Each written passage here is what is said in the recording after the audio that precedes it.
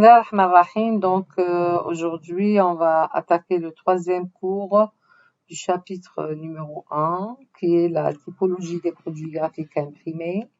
Donc, عنوان الدرس هو l'édition. En arabe, l'édition هي النشر. Alors, même معنى l'édition. L'édition, c'est l'action de publier, de produire. Elle consiste à présenter, à reproduire, puis commercialiser. Ça veut dire, si on va éditer, maintenant, et on va aussi assurer la vente. Maintenant, نبيعوا المنتوج تاعنا. بصفة عامة, éditer هي l'édition des textes. Mais ça peut être aussi une édition musicale. Ça peut être aussi de l'édition informatique, édition des images, etc.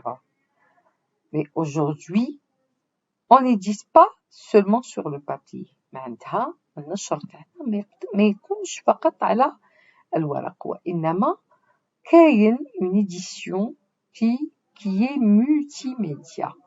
Donc le support final يقدر يكون multimédia. C'est l'édition électronique.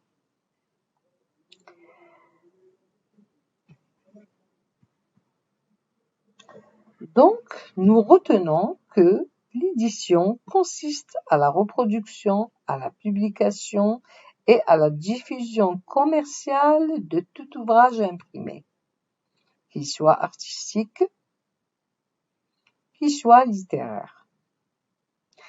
Donc, nous avons enfin un ensemble d'exemplaires fournis en un seul tirage d'un même ouvrage ou de la même œuvre artistique. On va se poser la question suivante. Quels sont les différents types d'édition? Et pour répondre, on va citer deux types d'édition. Nous avons l'édition littéraire et nous avons l'édition électronique. L'édition littéraire consiste à choisir des textes. Donc, هنا نختاروا نصوص. طبعا هنا قلت نختاروا نصوص ولا ربما يقدر يكون ان اوتور ان écrivain هو اللي يجيب لنا النصوص.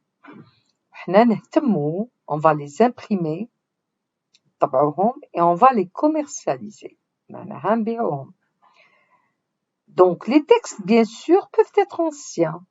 معناتها on réédite. إعادة النشر. يقدروا يكونوا des textes modernes. يقدروا يكونوا des originaux ou des commandes. Le support est en grande majorité le papier et le livre. Donc, dans l'édition littéraire, automatiquement نروحوا للمطبعة ورايحين نطبعوا على الورق والمنتوج تاعنا حيكون كتاب le livre. أما فيما يخص l'édition électronique, هنا la diffusion تكون sur un support numérique, interactif, toute forme d'information. Alors, l'édition électronique, on voit aujourd'hui des livres qu'on peut télécharger du net. نشوفوا نقدروا نروحوا le net, dans des sites, c'est beau, منتوجات. Et on peut donc télécharger ces livres qui sont dits électroniques, le e-book.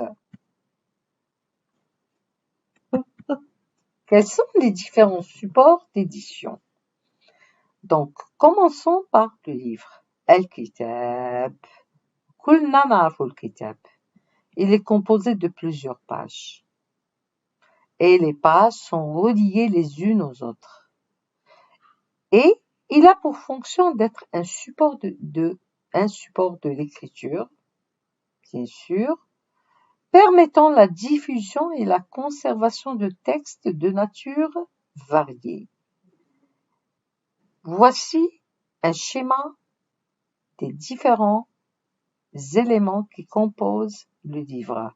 Donc, quand je dis un livre, remarquez bien, il est composé par un contenu d'ouvrage et la couverture. chaque partie, elle a son nom.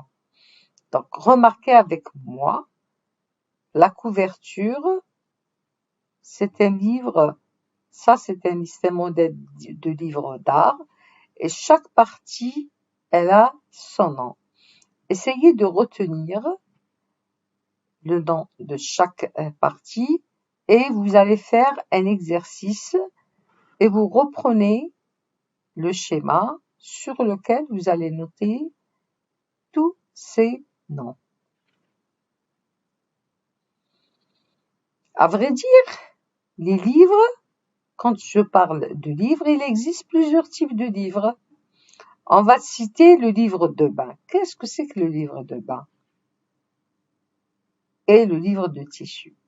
Donc, le livre de bain, c'est un livre qui est destiné aux petits enfants. Les nourrissons, par exemple, les petits enfants, quand ils prennent leur bain, généralement, on peut les occuper en leur donnant un livre qui ne se mouille pas. Qui ne se mouille pas. C'est un papier qui ne se mouille pas. Donc, d'où on parle d'un livre de bain.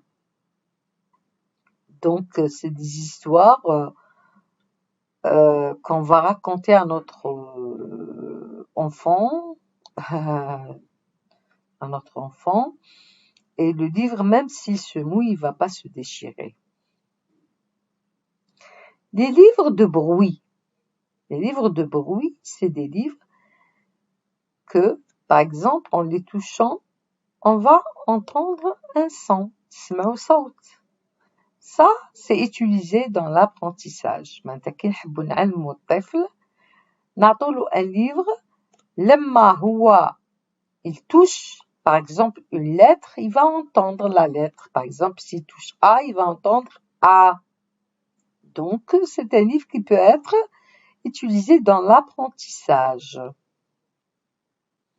Les livres de photos. Donc, voilà, on peut trouver des livres qui regroupent un ensemble de photos. معناها مجموعة من الصور نقدروا نتبعوهم في كتاب ونعرضوه مثلا des photos de famille, des photos d'animaux, etc. Nous avons aussi certains livres qui permettent la manipulation. اسمهم les livres 3 dimensions. C'est-à-dire que c'est des livres où il y a une حكاية, كاين des personnages qui sont dessinés وإحنا لما نقراو القصة نقدروا نشوفوا les personnages ونقدروا par exemple نقدروا نخرجوا الأشكال الموجودة داخل الكتاب.